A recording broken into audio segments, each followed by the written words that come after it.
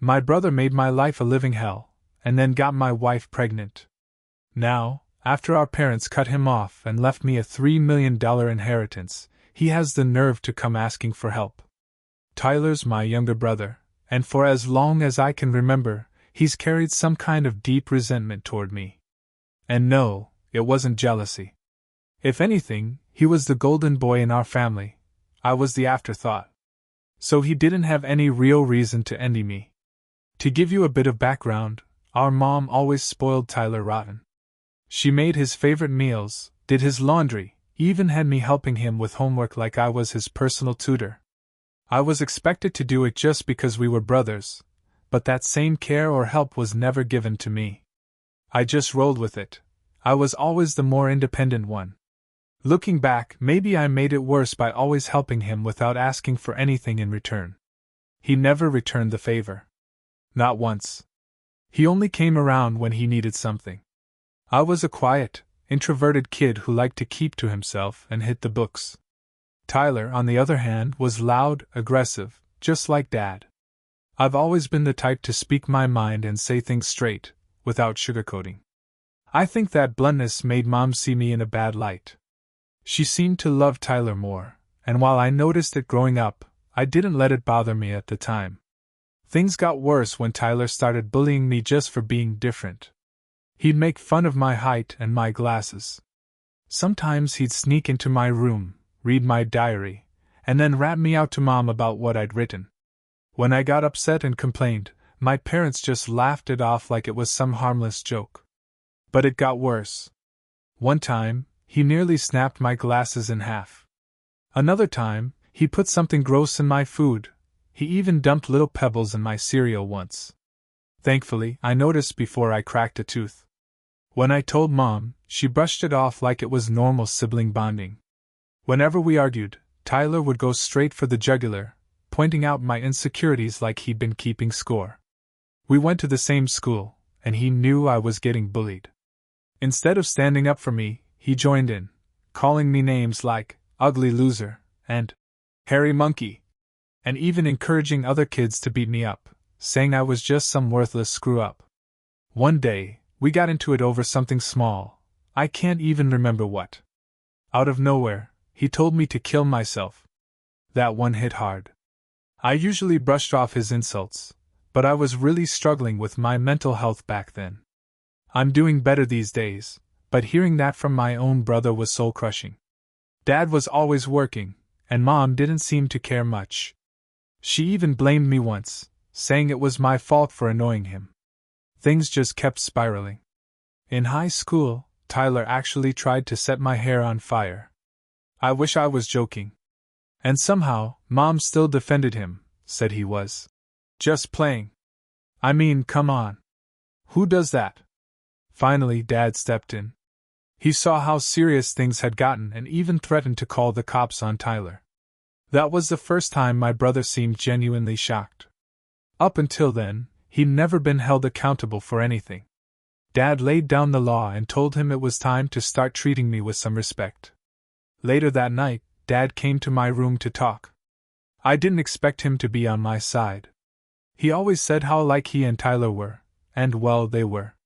But this time, he admitted he'd been waiting, hoping Tyler would grow out of his behavior. Now he was starting to see Tyler for what he was, a bully. Hearing that from Dad felt huge. I nearly broke down. I opened up and told him everything, how Tyler had treated me, and even the stuff happening at school. Dad was floored.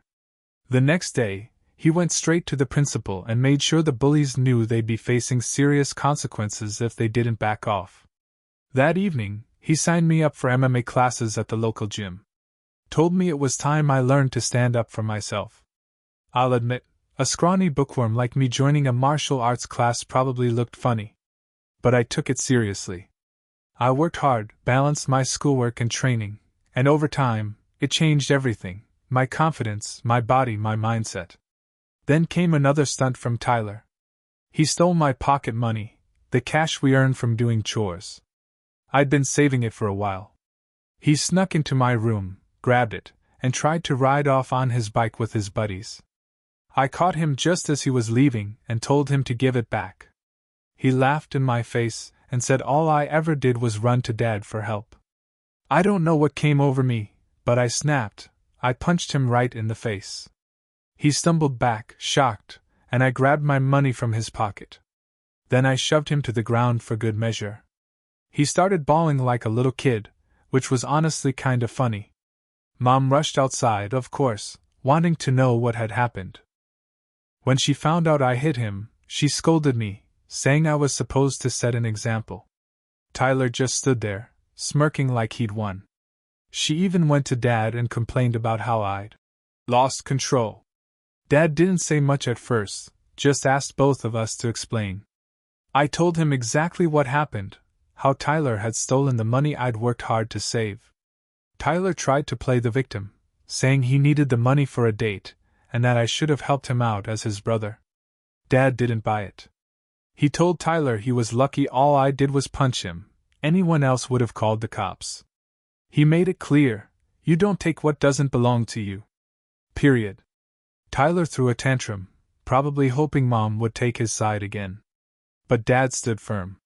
When Tyler realized he wasn't getting away with it this time, he lost it, yelled that he hated me and stormed off to his room, slamming the door behind him. After that whole mess, Tyler started keeping his distance. I think it finally sank in that he couldn't push me around anymore, and even Dad wasn't backing him up like he used to. For the first time in ages, I actually felt like we were on level ground.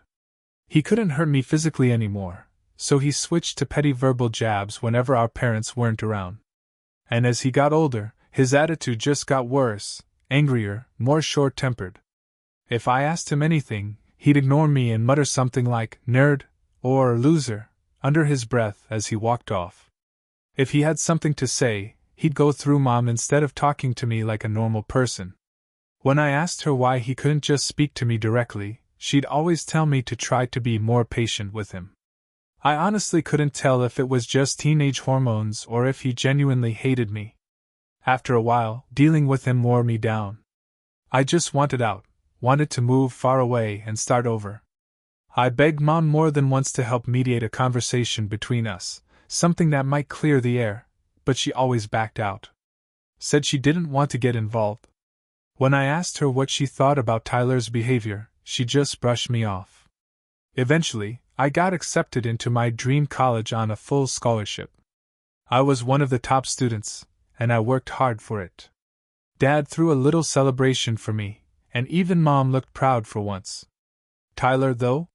He didn't say much, just kept his distance, barely acknowledged what I'd achieved. Leaving for college was this weird mix of excitement and relief. I was pumped for what was ahead, but more than anything, I was just glad to be escaping that toxic house. My first few months on campus were incredible. I made friends, loved my classes, and finally got to live without Tyler's constant negativity hanging over me. For the first time, I didn't have to watch my back or brace for some sarcastic remark. It was peaceful. In my second year, I met Emily at a frat party through a mutual friend, and we clicked right away. She came from a religious family, and for her, having kids before marriage was off limits. So when we found out she was pregnant during our last year, we agreed to get married after graduation.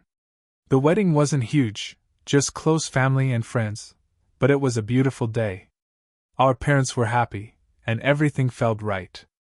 Back then, I truly believed Emily was my soulmate. I'd always pictured a one-woman life, someone to come home to, raise a family with, and grow old beside.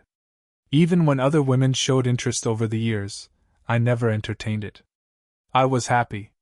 Emily was everything I'd ever wanted, and I never wanted to do anything to hurt her. But as it turned out, she didn't feel the same. Later on, I found out she cheated on me, twice. Once was a long-running affair with a married guy from work. The other was a quick fling with her ex while visiting her family. Some folks might say I was clueless. And honestly, yeah, I kinda was. Each time we hit a rough patch and separated, I chose to forgive her. I didn't want our kid growing up in a broken home. I really believed we could get past it. That first affair with her coworker? I chalked it up to immaturity and bad judgment. For a while, things really did seem to improve. I couldn't trust her the way I used to, but I tried. I figured if I said I forgave her, then I had to mean it. It's been 3 years since that second betrayal, and I thought we'd turned a corner. Emily seemed different. We were planning our future together, building something real. But then, 2 months ago, everything collapsed. She sat me down and told me she'd been having another long-term affair. And worse, she said our son might not even be mine. That hit me like a freight train. I was completely blindsided, shocked, betrayed, numb. I could barely speak. I asked her how she could keep something like that from me. I wanted to understand why. Her answers were vague, cold, like she didn't even realize the damage she'd done. It felt like the ground had disappeared from under me. I kept pressing her for the truth. I needed to know, was the boy I'd raised all these years even my biological son? Eventually, she told me. She said it was Tyler. My jaw dropped. I stared at her, stunned, and asked what she meant. She explained that back when I introduced her to my family, she and Tyler hit it off. She stayed with us from Thanksgiving through New Year's. And while Tyler usually gave me the cold shoulder, he was surprisingly warm and friendly with her. I was actually relieved. I didn't want Emily to feel like an outsider around my family. Emily made an effort to fit in. She spent time with my mom and got to know everyone. She noticed the tension between me and Tyler and asked about it. I told her the truth, that Tyler and I had a rocky history and probably wouldn't ever be close. She said she understood. But then she started inviting Tyler to join us more often. Like when we watched movies, she'd ask him along and let him pick what we watched. We barely talked, but it was still more than usual. I remember seeing them play video games together and thinking nothing of it. Emily told me later that Tyler had opened up to her about a recent breakup and some struggles he was going through.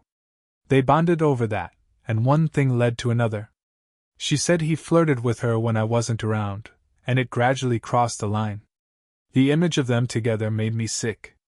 Emily admitted she felt guilty afterward and cut things off. That explained why she suddenly decided to go home early instead of spending New Year's with me. I had tried convincing her to stay, but she insisted. When we got back to school, she acted normal, happy even, so I didn't think twice. 2 weeks later, she found out she was pregnant. Emily told me she wasn't sure if the baby was mine or Tyler's. She had no way to know for sure. But she stayed with me anyway, because I was the more stable brother. That's the real reason we got married. Everything I thought I knew just fell apart. The boy I loved, the son I raised, might not be mine. I asked Emily if she'd been seeing Tyler recently, and she nodded slowly. Then she told me they'd always stayed in touch because they had undeniable chemistry. While I was at work, they were sneaking off to hotels. She said half of her business trips were actually romantic weekends with him. I asked why.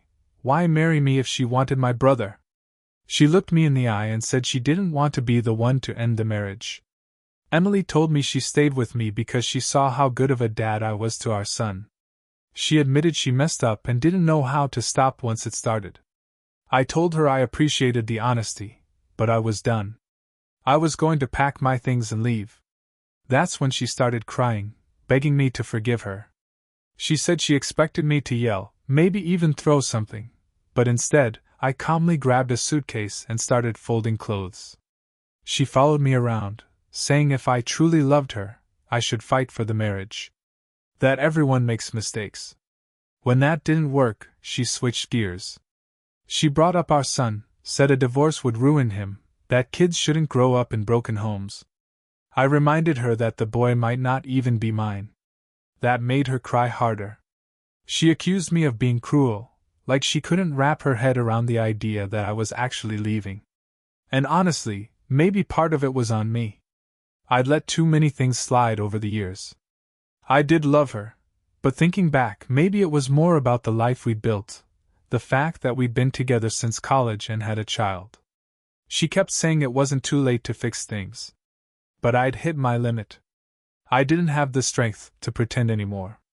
I couldn't trust her. Her words felt empty. Even if I somehow forgave her, I'd never forget that she slept with my brother. I've always believed in second chances. Nobody's perfect, but this crossed the line. I left her standing in tears at the front door and checked into a hotel. The next day, I went straight to my parents' house and told them everything. I laid it all out, how Emily and Tyler had been hooking up behind my back for years. The look on their faces said it all, total disbelief. At first, my mom did what she always does, jumped to Tyler's defense. He'd never do that to his own brother, she said. But I came prepared. I asked them to stay quiet and just listen as I called Tyler. I didn't tell him they were in the room.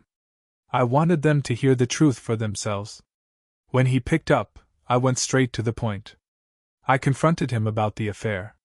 He denied it, of course, acted like I was crazy. But when I told him Emily had already admitted everything, he panicked. He flipped the script and started blaming her, calling her names. He actually had the nerve to say it wasn't his fault if women found him attractive. Said he was the better-looking brother. I told him I planned to tell everyone what he'd done. He laughed and said no one would believe me anyway. After all, he was still the golden child. That arrogance was all I needed. I thanked him for confirming everything, because Mom and Dad were listening the whole time. Suddenly, he went quiet. Then he started stumbling over his words, trying to clean up the mess. Mom, still in shock, finally spoke up and demanded an explanation. Tyler tried to wiggle out of it, blamed Emily, blamed me, blamed the world, anything but himself. And in that moment, I saw something shift in Mom. The woman who'd defended him his whole life looked at him with this mix of disappointment and disbelief. I couldn't help but feel a strange sense of justice. After everything he'd put me through, the truth was finally out. Tyler was exposed, no more hiding behind fake charm or Mom's protection. And then Dad, who rarely said much in emotional situations, asked me to hand him the phone. "Tyler," he said, and even through the phone, I could hear the weight in his voice. "What you've done isn't just a betrayal of your brother. You've betrayed this entire family." He didn't yell, but the disappointment in his tone hit harder than a shout ever could. "You slept with your brother's wife, and you kept doing it even after they were married. That's not just wrong. It's unforgivable. I raised you both to value family, loyalty, decency. And what you've done spits in the face of all of that." Dad paused for a second. Let the silence hang. "The way you treated your brother, the way you disrespected his marriage, it's disgusting. Your mom and I, we're partly to blame. We let you get away with too much. But that ends now. As of today, you're cut off. No more college fund. No more money. You're on your own." He didn't stop there. "You think being a man means sleeping with married women? Let's see how much of a man you are without my support." I stood there quietly. I wanted to scream at Tyler, wanted to let out years of anger. But honestly, hearing my dad finally hold him accountable felt even better.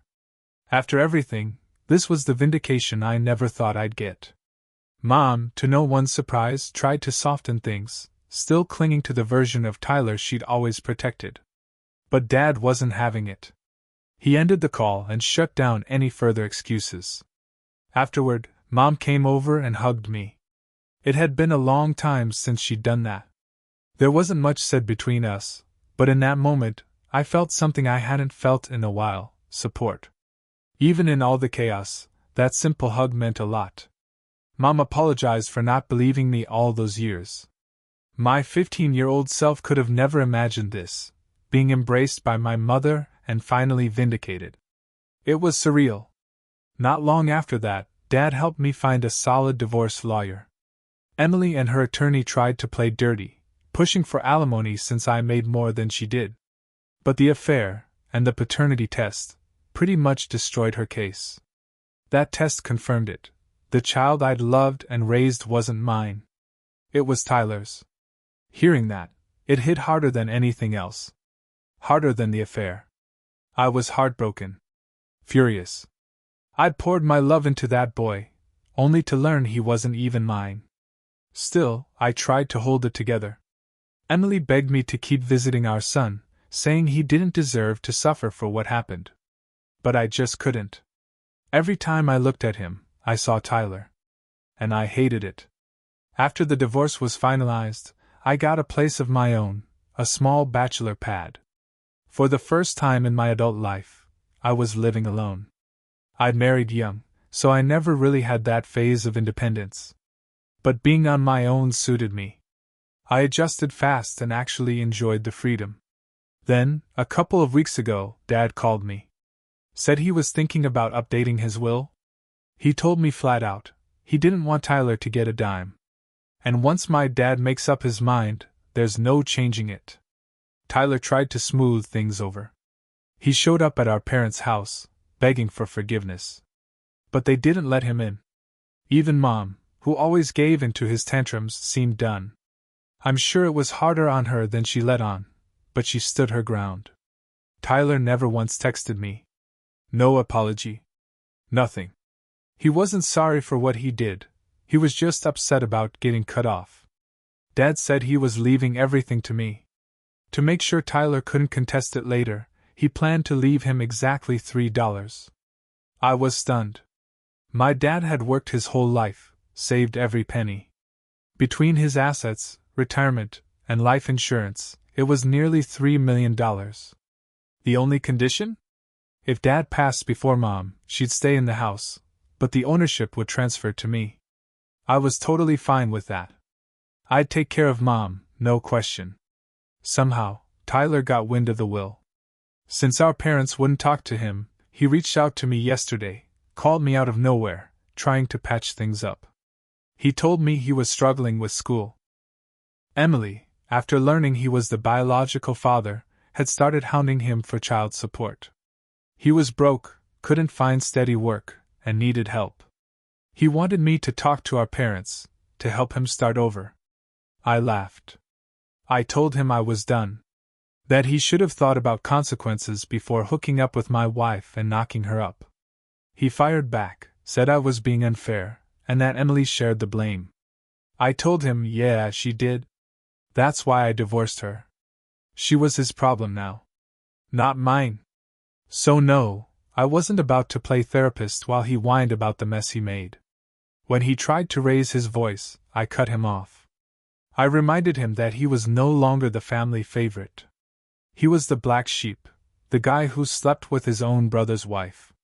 That hit him hard. He broke down crying. Told me everyone had turned their backs on him, even our grandparents and cousins. And maybe that was true. But it wasn't my problem anymore. I told him we were done. That I didn't consider him my brother anymore. I told him not to call again. Since then, I've replayed that conversation in my head. And yeah, as much as I hate what he did, it did sting a little hearing him cry. I hadn't seen him that broken since we were kids. So now I guess I'm wondering, should I talk to my parents about him? Or would that make me an asshole? White heavy checkmark update 1. Hey everyone. A lot of you have asked why I'm not in contact with my son Logan anymore. Some of you even called me cruel. Here's the truth, I just can't raise another man's child. This isn't a stepdad situation. I was lied to. I was led to believe Logan was mine, only to find out later he's my brother's son. That kind of betrayal cuts deep. I cried for days after finding out. The main reason I don't want anything to do with Logan is because I don't want Emily back in my life. If I stay involved with her child, she'll keep finding ways to re-enter my world. And I can't let that happen. I need space. I need peace. Maybe it makes me selfish. Maybe it makes me heartless. But I just can't see him again, at least not for a very long time. White heavy checkmark update 2. Most of you guessed right. It was my mom who told Tyler about the changes in Dad's will. That's what led to Tyler calling me. I confronted her about it right in front of Dad. She broke down crying, said I'd punished Tyler enough. That he'd learned his lesson. But Dad wasn't having it. He told her straight up, if she truly thought what Tyler did was forgivable, then maybe they shouldn't stay married. Because he would never forgive it. That shut her down real quick. Dad made it crystal clear, if she ever talks to Tyler behind our backs again, and we find out, she'll be packing her bags. Like I've said before, Dad's a stubborn man. But he stands by what he believes. Hopefully Mom gets it now. White heavy check mark update 3. Hey Reddit, it's been 5 months since my last update. Things with my parents are better now. Dad and I hit the golf course every weekend. He treats me more like a buddy than a son these days, and it's kind of nice. Mom still misses Tyler. I know she does, but she's kept her distance. Last I heard, Tyler's been hitting up everyone in the family for money. Eventually, he had to drop out of college because he couldn't afford tuition. He's living with Emily now. They've got a place together, and he works part-time as a mechanic. Sounds like they're raising Logan as a couple now. I guess that's good, in its own way. We don't talk about Tyler. My parents and we've all kind of agreed to leave that part of the story behind. And for those asking about me, I'm doing okay. Actually, better than okay. I got promoted a couple of months ago, and my salary's gone up a lot. I'm not dating anyone yet, I still need time to heal. But I've been going to therapy, and it's helping. Thanks for sticking with me through all this. And if you haven't subscribed yet, go ahead and hit that notification bell. There are a lot more crazy, real-life stories out there.